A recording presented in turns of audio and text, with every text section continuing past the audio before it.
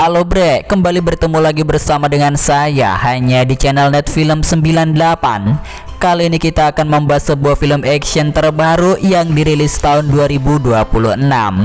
Jadi film ini mengisahkan tentang seorang wanita yang sedari kecilnya telah dididik menjadi senjata mesin pembunuh elit oleh organisasi pembunuh bayaran paling ditakuti. Namun dia telah pensiun dari dunia hitam untuk bertobat ke jalan yang benar. Namun karena sang adik telah diculik oleh organisasi itu, sehingga ia pun terpaksa kembali membrutal untuk menyelamatkan sang adik dari tangan organisasi pembunuh bayaran yang telah mengincarnya. Lantas seperti apakah kisahnya? Yuk langsung saja kita gaskan ke alur cerita filmnya. Semoga kalian terhibur. Cerita dimulai pada malam hari, yang mana saat itu para kriminal sindikat penjualan organ manusia tengah membawa para mangsanya yang telah berhasil mereka culik. Hingga tak lama dari itu, para sindikat telah sampai di tempat markas persembunyiannya. Bosnya tengah mengeksekusi para korban untuk diambil organ dalam tubuhnya untuk dijual.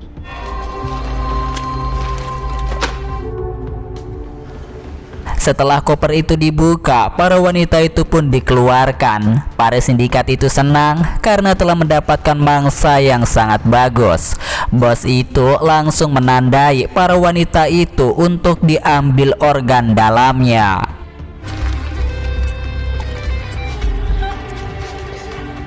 Sebelum mengeksekusi para korbannya, para sindikat itu terlebih dahulu bersenang-senang dengan para wanita itu.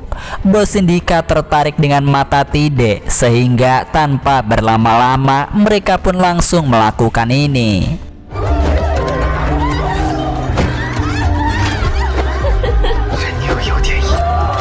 Hingga tiba-tiba saja teman Tide bernama Xiaoyu melakukan penyerangan, dan inilah yang terjadi.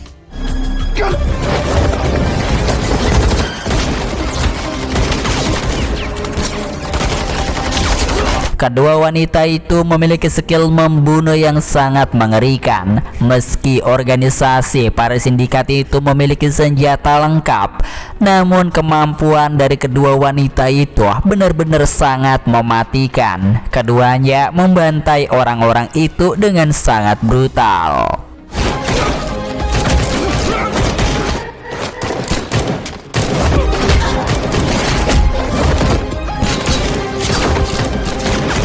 Mereka pun telah berhasil menumbangkan pimpinan sindikat itu hingga tak berdaya, dan akhirnya mereka pun membunuhnya.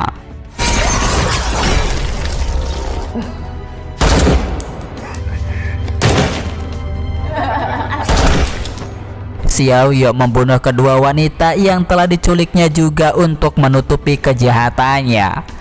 Lalu saat mereka akan menghancurkan tempat itu dengan granat, mereka tiba-tiba telah mendengar ada suara di sekitar tempat tersebut, sehingga mereka segera mencari arah sumber suara itu berada. Dan di sanalah keduanya melihat banyak anak-anak yang telah dikurung. Tidak melihat anak-anak itu seperti kisahnya dulu saat dia masih anak-anak, yang mana saat itu dia dan anak-anak lainnya telah dilatih oleh Pak Tua untuk menjadi seorang pembunuh elit profesional. Di sini temannya tak ingin meninggalkan jejak apapun, karena mereka juga bisa dibunuh oleh pemimpin mereka jika melakukan kesalahan sedikit saja. Maka dari itu Xiaoyu akan membunuh semua anak-anak ini agar tidak ada saksi mata mengenai tentang organisasinya.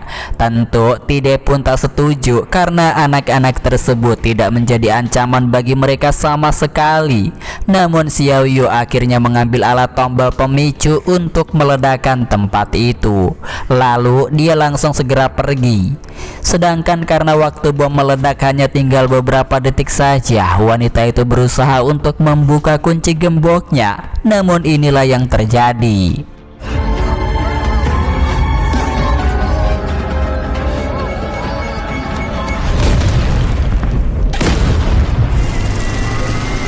Singkat cerita, 3 tahun kemudian yang memperlihatkan seorang wanita yang tidak bisa melihat. Dia bernama Mingzu.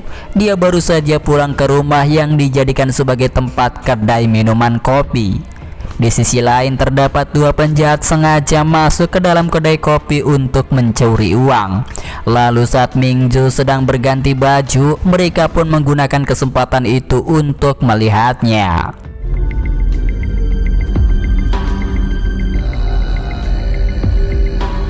Hingga tiba-tiba saja datanglah Tide yang kini berganti nama menjadi Ming Hui.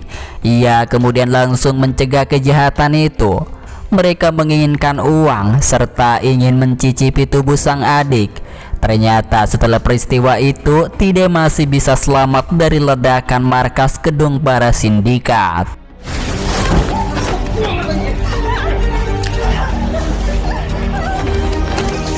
Disinilah kedua penjahat mulai merajalela. Mingzu berusaha menghubungi polisi setempat dengan ponselnya, sedangkan sang kakak memang sengaja berpura-pura tidak bisa berkelahi agar penyamarannya selama ini tidak terbongkar sebagai seorang pembunuh elit. Sehingga tikus beracun menyerang menggunakan pisau, namun malah mengenai temannya sendiri hingga tewas.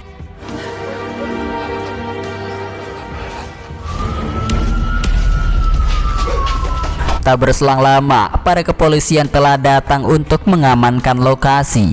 Namun sayangnya, si tikus beracun telah berhasil meloloskan diri sebelum polisi itu datang.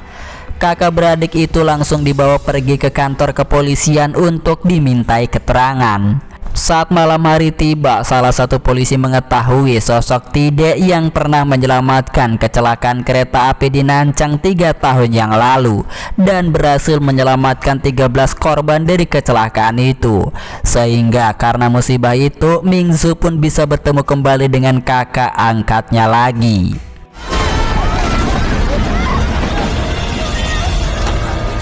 这店是你们一起开的吗？ 天爷让我和姐姐在那场事故中相遇了。 Setelah semua urusan telah usai, kakak beradik itu pergi.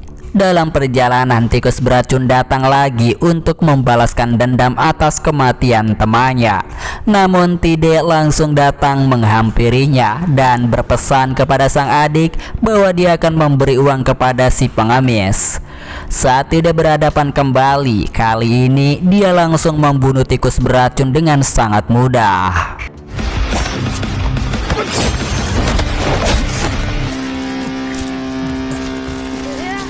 Setelah tikus beracun itu tewas di tong sampah, Tide menyuruh sang adik untuk pergi ke rumah bibinya.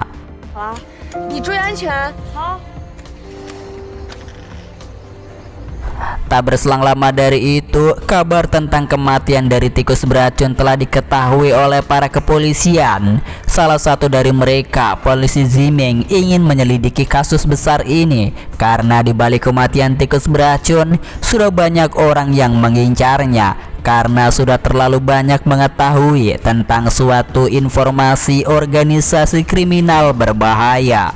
Oleh sebab itu, jika mereka bisa menyelidiki kasus ini, mungkin saja mereka bisa mengungkap semua kejahatan besar tentang pembunuhan yang akhir-akhir ini semakin merajalela di kota itu. Namun sang atasan menolak usulan anak buahnya karena penyebab kematian dari ayah Ziming sendiri karena telah tewas dihabisi saat menyelidiki kasus itu. Dia pun ingin menutup kasus tersebut ketimbang nyawa anak buahnya dalam bahaya. 我不会签结案报告。扎进案子里面，结果连命都丢不进去。我要看到结案材料。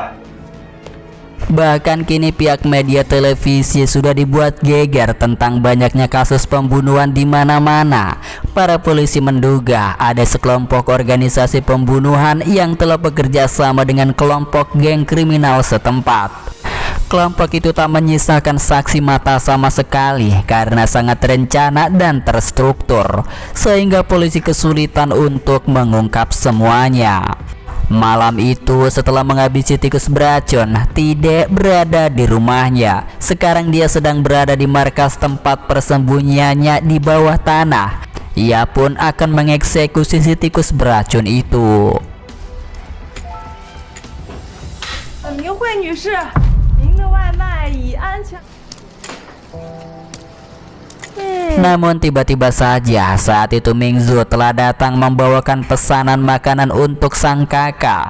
Selama ini Mingzu tidak mengetahui siapa sosok kakaknya yang asli. Padahal Tide menggunakan identitas dari kakaknya yang bernama Meng Hui. Karena Meng Hui sendiri merupakan sahabat dekat dari Tide saat berada di organisasi pembunuh bayaran itu. Mingzu sempat mengingat saat mereka masih kecil di panti asuhan. Selama ini Mingzu selalu dibantu oleh Meng Hui untuk mencari makanan. Meski saat itu Meng Hui rela dipukul hanya demi bisa mendapatkan roti tersebut untuk adik angkatnya. Kini karena Mingzu tidak bisa melihat, sehingga tidak bisa menyamar sebagai kakaknya. 姐，我们再也不会分。 Dia pun kemudian bercerita alasan dia telah pergi dari panti asuhan karena telah diadopsi oleh sosok pria yang dikenal dengan Pak Tua.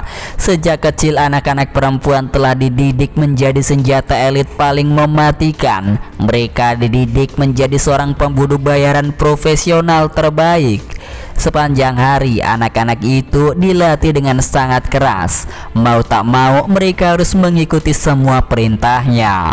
Selama bertahun-tahun hingga mereka dewasa, Pak Tua selalu melatih anak didiknya dengan sangat keras, tidak memberi ampun bagi musuhnya.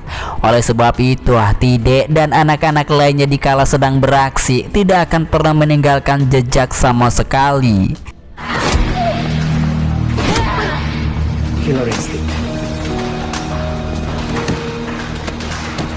Sampai malam tiba, setelah mereka beristirahat, Pak Tua tak membiarkan para wanita itu tidur dengan nyenyak karena mereka juga masih dilatih untuk kewaspadaan sewaktu-waktu musuh datang menyergap.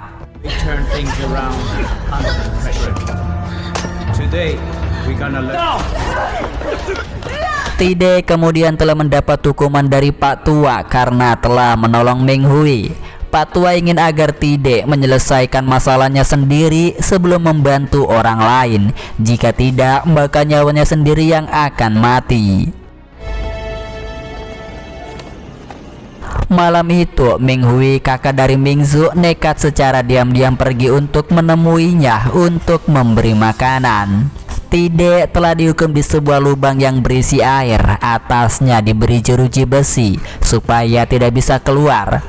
Dalam percakapan itu, temannya ingin pergi dari markas ini karena dia ingin menemui Mingzu adiknya. Sejak saat itu, Tide akhirnya diangkat menjadi adiknya karena dia tidak memiliki sanak keluarga sama sekali.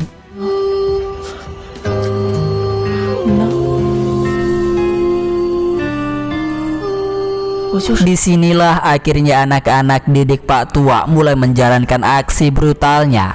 Setiap kali organisasi pembunuh bayaran itu mendapat klien, mereka tidak segan-segan membantai targetnya tanpa menyisakan saksi mata sama sekali.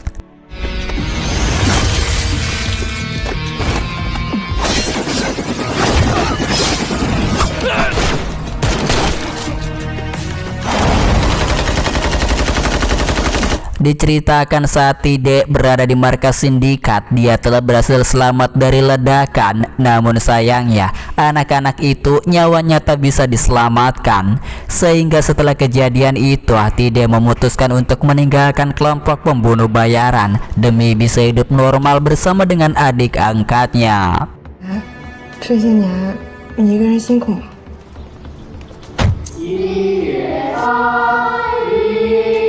Terlihat saat itu salah satu pimpinan kepolisian yang sedang berada di gereja. Plot twistnya ternyata dia telah berkomplot dengan para organisasi pembunuh bayaran elit. Makanya jejak para pembunuhan itu tidak pernah terendus oleh kepolisian karena atasannya sendiri telah bekerja sama. Dia panik karena tikus beracun sudah mengetahui banyak informasi mengenai mereka.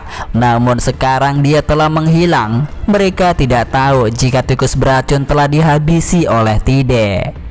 Malam itu ketika Mingzu akan tutup jualan, tiba-tiba saja datanglah kedua pembunuh bayaran yang ke tempat kedai kopi untuk mencari keberadaan tikus beracun.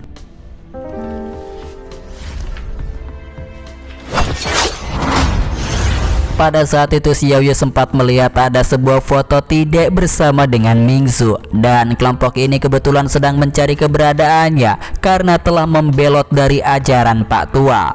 Mingzu pun menyambut keduanya dengan baik karena sebelumnya Tide telah berbohong kepada sang adik bahwa dia pernah memiliki beberapa teman yang selalu membantunya. Jadi Mingzu menganggap keduanya orang baik. 确实关系很好，他也没什么。 Beruntungnya tak lama dari itu datanglah Tide yang terkejut melihat mantan kedua temannya yang sedang berada di kedainya.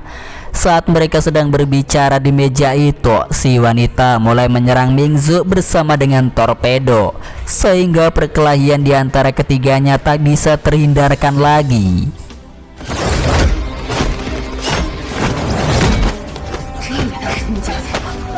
Tide yang notabene seorang wanita pembunuh bayaran paling kuat di kelompoknya harus melawan dua orang pembunuh bayaran sekaligus. Bahkan Tide juga harus melindungi sang adik dari serangan para pembunuh yang sengaja menargetkan adiknya.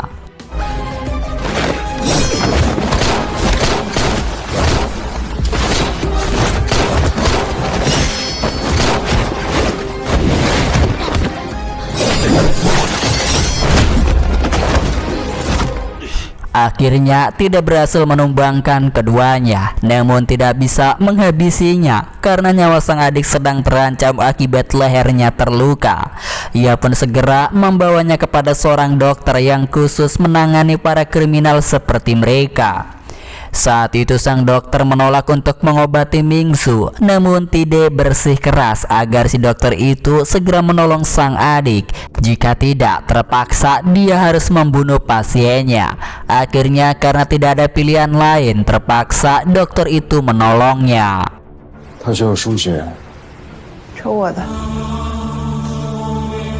Di sisi yang lain, kedua orang itu melaporkan kepada Pak Tua jika Tide masih hidup dan sekarang sedang berada di kota ini bersama dengan adik angkatnya. Tentunya Pak Tua akan memburu Tide yang telah berkhianat kepadanya. Diceritakan 6 tahun yang lalu, saat itu Tide telah kabur melarikan diri bersama dengan perempuan lain. Namun selama 2 hari pelariannya, mereka berdua akhirnya ditangkap kembali.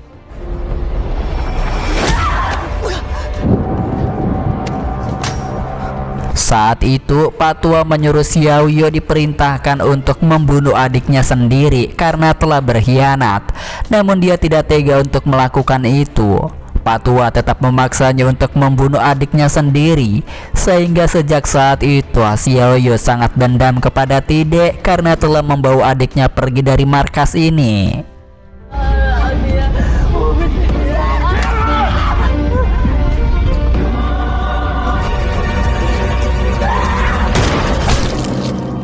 Di sisi yang lain, akhirnya Mingzu telah terbangun dari pingsannya. Ia pun sudah mengetahui jika golongan darah Tide dan dirinya tidak sama, sehingga penyamaran Tide telah terbongkar jika dia bukanlah sang kakak. Tide kemudian menemui dokter itu, yang mana ternyata dokter tersebut juga telah membelot dalam organisasi pembunuh bayaran itu. Dikisahkan dulu dia dan Pak Tua menciptakan organisasi ini demi memberantas kejahatan. Keduanya telah berhasil menyelamatkan anak-anak yang akan dikirim untuk dijual. Namun seiring berjalannya waktu, Pak Tua telah memanfaatkannya. Dia sangat kejam, membunuh anak-anak yang tidak bersalah demi menjadikan anak-anak itu sebagai seorang pembunuh bayaran profesional. Sejak saat itu, untuk menebus dosa-dosanya, ia pun pergi dan menolong orang-orang yang membutuhkan jasanya. Di tempat kejadian pembunuhan yang dilakukan oleh Tide, polisi Ziming sedang menyelidiki kasus kematian tikus beracun. Dia telah berhasil menemukan rekaman CCTV yang telah dipasang di dashboard mobil yang terpasang, dan di sana terdapat Tide yang telah membunuhnya. Mingzu yang sudah bisa berdiri kemudian langsung segera pergi untuk mencari keberadaan kakaknya karena dia sudah tahu jika orang yang selama ini bersama dengannya bukanlah kakaknya yang asli. Ia pun kemudian bertemu dengan seorang pendeta dan meminta tolong untuk diantarkan ke kantor kepolisian hingga akhirnya Mingsu telah sampai. Namun tak berselang lama dari itu, polisi yang korup telah mengetahui keberadaan Mingsu, seseorang yang telah dicari oleh Pak Tua. Ia pun segera menghubunginya. Sedangkan untuk Tide sendiri telah diberitahu oleh salah satu pasien di sana bahwa Mingsu telah pergi dari tempatnya. Tide telah dihubungi oleh Pak Tua untuk segera menemuinya. 姐姐是谁？ 我已经给你姐姐打电话了，等一下。 Di kantor polisi, Pak Tua serta kedua anak didiknya sudah berada di ruangan kantor itu. Tak lama Ziming datang sehingga Pak Tua menyuruh seluruh anak buahnya untuk membersihkan tempat tersebut. Dalam semalam, para pembunuh bayaran itu telah berhasil membuat seisi kantor polisi kacau. Bahkan Ziming sendiri tak bisa berkutik apapun. 你個衰仔啊，交給我。你個仆街仔喎！ Dari luar sana datanglah Tide dengan menjemput adik angkatnya. Kelompok itu telah membangkitkan sosok pembunuh bayaran terbaik yang udah pensiun. Kini dia kembali untuk menuntaskan semua masalahnya. Semua anak buah Pak Tua yang menghalangi jalannya dilibas habis semuanya.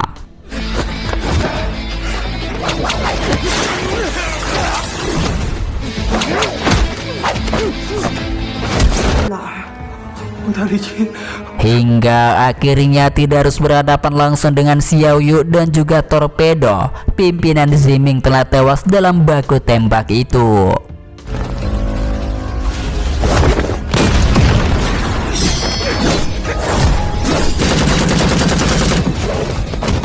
Pertarungan sengit terjadi lagi. Tide telah berhasil melukai leher Torpedo dengan kapaknya sendiri.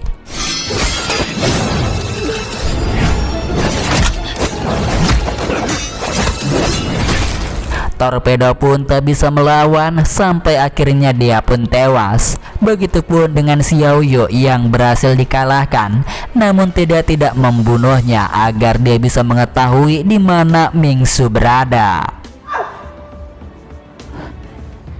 Sedangkan saat itu ternyata sang pemimpin tidak membunuh Ziming dan membiarkannya hidup.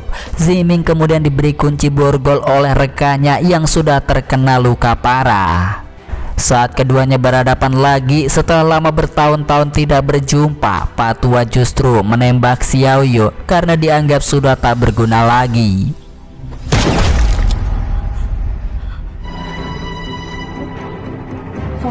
She's useless for me. What does she got? Disinilah akhirnya Pak Tua mengatakan tentang kakak Mingsu yang sebenarnya, bahwa dia telah mati gara-gara Tide saat di masa lalunya. Tide yang teramat sayang kepada adik angkatnya pun menangis meminta agar Pak Tua berhenti menceritakan tentang kisahnya.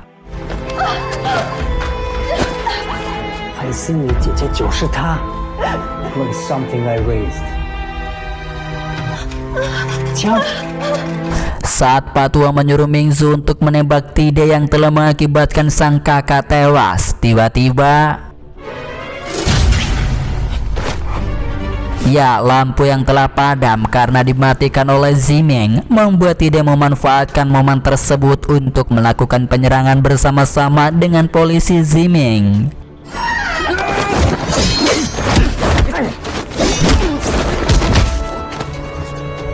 Disinilah karena memang pada dasarnya Pak Tua itu sangatlah kuat sehingga membuat keduanya cukup kewalahan untuk melawannya. Saat tidak berhasil ditikam menggunakan pedangnya, di sanalah Xiao Yu yang sekarat mulai mengingat tentang kejadian yang lalu, yang mana saat itu dia dipaksa untuk menghabisi sang adik sendiri karena telah melanggar aturannya. Pada saat itu tidak akan dihabisi oleh Pak Tua. Tiba-tiba saja Xiao Yu langsung menikam Pak Tua itu dari belakang. Begitupun dengan Pak Tua yang membalas serangannya.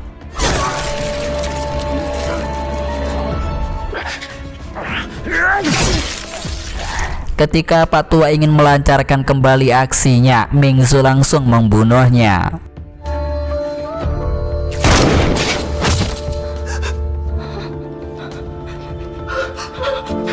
Kemudian Mingsu mulai bertanya mengenai kematian kakaknya Ming Hui kepada Tide. Disinilah akhirnya terungkap ternyata saat kejadian itu Ming Hui telah melindungi Tide karena dia meminta kepada Pak Tua supaya Tide dilepaskan. Namun syaratnya Ming Hui harus menukar dengan nyawanya sendiri.